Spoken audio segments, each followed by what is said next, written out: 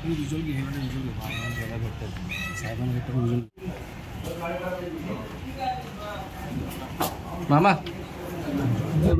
Sir, आज संजय राऊत यांची आपण भेट घेतली, काय कारण होतं आणि कशा प्रकारे निवडणुकीत जाहीर झाली? नाही, परवा गुढीपाडव्याच्या मुहूर्तावर महाविकास आघाडीची जी प्रेस कॉन्फरन्स झाली आणि महाराष्ट्रातील 48 जागा त्यांचं वाटप झालं आणि भिवंडीची जागा राष्ट्रवादी काँग्रेस पार्टी शरदचंद्र पवार या पक्षाला महाविकास आघाडीच्या वतीने देण्यात आली आणि म्हणून महाविकास आघाडीचे घटक आणि शिवसेनेचे नेते आदरणीय संजयजी राऊत साहेब यांची मी सदिच्छा भेट घेण्यासाठी आज इथं आलेलो आहे. आपल्या गोदामांवर कारवाई करायची सत्र सुरू झालं होतं, MMRD कारवाई करत होती. काय प्रकरण आहे आणि आपल्या या संदर्भात काही माहिती देण्यात आली आहे का? नाही, सत्र सुरू झालेलं आहे आणि सत्र सुरू आहे. अजूनही काही ना काही कुरघोड्या चालू आहेत. खरं म्हटलं तर MMRDची CC देखील माझ्याकडे आहे.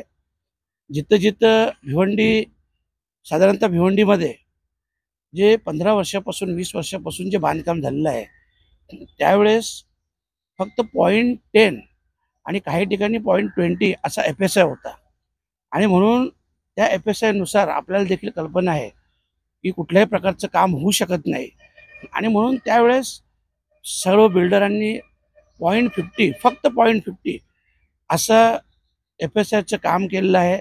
ग्रामपंचायत परमिशन आहे, एनी लँड आहेत, सर्व जागा क्लिअर आहेत आणि महाविकास आघाडीच्या कार्यकाळात 2021 तत्कालीन मुख्यमंत्री आदरणीय उद्धवजी ठाकरे साहेब यांनी देखील एक GR काढलेला आहे आणि त्या GR मध्ये संपूर्ण भिवंडी तालुक्यातील गोडाऊन रेग्युलाइज व्हावे अशा प्रकारचा GR आहे आणि ती रेग्युलाइजची प्रोसेस देखील चालू आहे.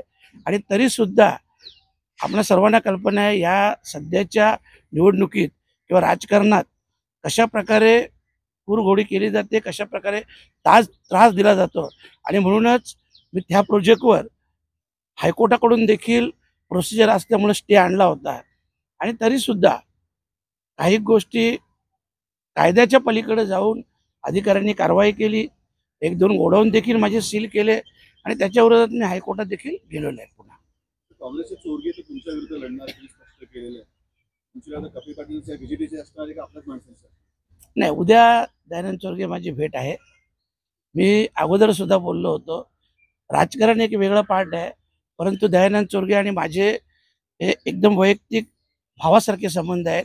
माझा छोटा भाऊ म्हणूनच मी त्याला संबोधतो आणि तशा प्रकारचे त्यांनी देखील स्टेटमेंट दिलेलं आहे की बाळामामा माझे मोठे बंधू आहेत, परंतु एक राजकीय जोपर्यंत निवडणूक आहे, लोकशाही आहे, प्रत्येकाला अधिकार आहे आपली उमेदवारी मागण्याचा आणि तसं त्यांनी ते प्रयत्न केले, परंतु येत्या 2 दिवसात हा विषय संपून जाईल.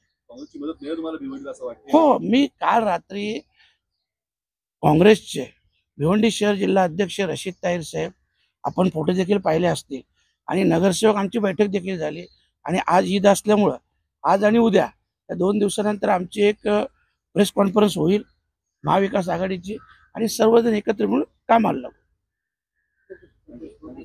Thank you.